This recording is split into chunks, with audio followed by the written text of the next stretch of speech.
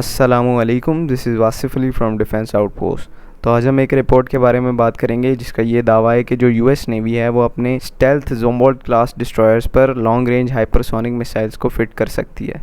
Video में आगे बढ़ने से पहले अगर आप लोगों ने अभी तक चैनल को सब्सक्राइब नहीं किया तो please make sure to like this video and subscribe to the channel. तो जैसा कि हम सब लोग जानते हैं, जो ज़ोम्बोल्ट क्लास डिस्ट्रॉयर्स हैं ये काफ़ी हाईली स्टेल्थ डिस्ट्रॉयर्स हैं और ये जो प्रोजेक्ट है यूएस नेवी का सबसे एस्पिरेंशियल प्रोजेक्ट था। बट बीच में ये रिपोर्ट्स भी आ रही थी कि इसकी जो प्रोजेक्ट कॉस्ट है वो बहुत ज़्यादा हाई हो रही है और कंट्रोल नहीं हो रही यूएस नेवी और कांग्रेस से। तो ये ऐसी भी रिपोर्ट्स थी कि इस प्रोग्राम को ड्रॉप किया जा सकता है। बट अब जो ये रिपोर्ट आई है ये काफ़ी अमेजिंग है कि ये लोग इतना बड़ा अपग्रेड दे रहे हैं इन ज़ोम्बोल्ट क्लास डिस्ट्रॉयर्स को। अब कोइंसिडेंस देखें, ये अपग्रेड ऐसे टाइम पर किया जा रहा है जब यूएस की जो हालात हैं वो चाइना के साथ बदतरीन है, यानी कि एक वर्ल्ड वॉर 3 की सिचुएशन बन चुकी है। तो इस न्यूज़ का जो सोर्स है वो यूएस नेवल इंस्टीट्यूट्स हैं जिन्होंने ये रिपोर्ट किया था कि एक मिसिसिपी बेस्ड शिपयार्ड इस अपग्रेड को अंजाम देगा, जिसके अकॉर्डिंग 3 ज़ोम्बोल्ट क्लास डिस्ट्रॉयर्स को हाइपरसोनिक लॉन्ग रेंज वेपनरी से माउंट किया जाएगा। इस अपग्रेड की वजह बेसिकली ये है कि इस डिस्ट्रॉयर पर एक ऐसा सिस्टम है जो ठीक तरीके से काम नहीं कर रहा और उसको रिप्लेस करने के लिए ये हाइपरसोनिक वेपन्स लगाए जा रहे हैं। तो इस सिस्टम का नाम है एडवांस्ड गन सिस्टम यानी कि AGS.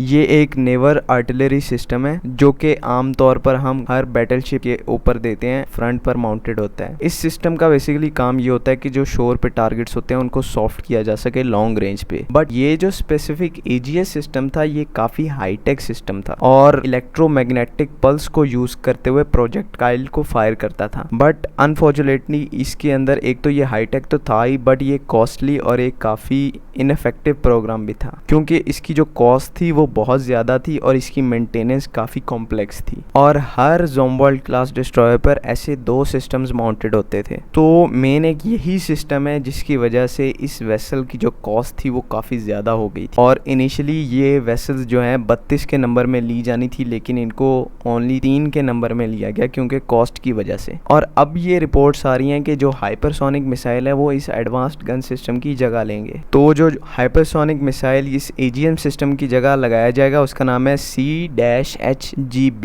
AKA the dark eagle. तो हमारे एनालिसिस के मुताबिक जहां पर ये एजीएस सिस्टम लगा हुआ है उसकी जगह पर ये hypersonic missiles vertical launch system की फॉर्म में फिट किए जाएंगे। बट एक जो आर्टिलरी सिस्टम होता है वो किसी भी बैटलशिप का एक कोर पार्ट होता है। तो इस टाइम तो हम कुछ नहीं कह सकते कि यूएस नेवी की स्ट्रेटजी क्या है इन डिस्ट्रॉयर्स को लेके, बट हम ये अज्यूम ज़रूर कर सकते हैं कि इन्हें फ्यूचर में किसी भी कैरियर स्ट्राइक ग्रुप का हिस्सा बनाया जाए, ना कि इन्हें सोलो डिप्लॉय किया जाए, क्योंकि कैरियर स्ट्राइक ग्रुप में ये as a air defence destroyers अपना रोल प्ले कर सकते हैं। सो आखिर में हम कंक्लूजन की तरफ आएंगे तो हमारा बेसिकली ये पर्सनल एनालिसिस ये है कि जो यूएस नेवी है वो काफ़ी बड़े अपग्रेड से गुजर रही है। मींस अगर आप यूएस नेवी में एयरक्राफ्ट्स को देखें तो उनको भी नए एयरक्राफ्ट्स के साथ रिप्लेस किया जा रहा है। अगर एयरक्राफ्ट कैरियर्स की बात करें तो उन्हें भी एक नई क्लास के कैरियर से रिप्लेस किया जा रहा है और अब ये हाइपरसोनिक मिसाइल्स की रेस में अब यूएस नेवी भी शामिल हो गई है। तो ये कहीं ना कहीं हमें चीज़ दिखाती है कि यूनाइटेड स्टेट्स अपनी नेवी को लेकर काफ़ी सीरियस है। तो इसी बात पे हम अपनी वीडियो को ख़त्म करेंगे। अगर आपको वीडियो पसंद आई तो please make sure to like this video and subscribe to the channel. Don't forget to leave your comment in the comment section.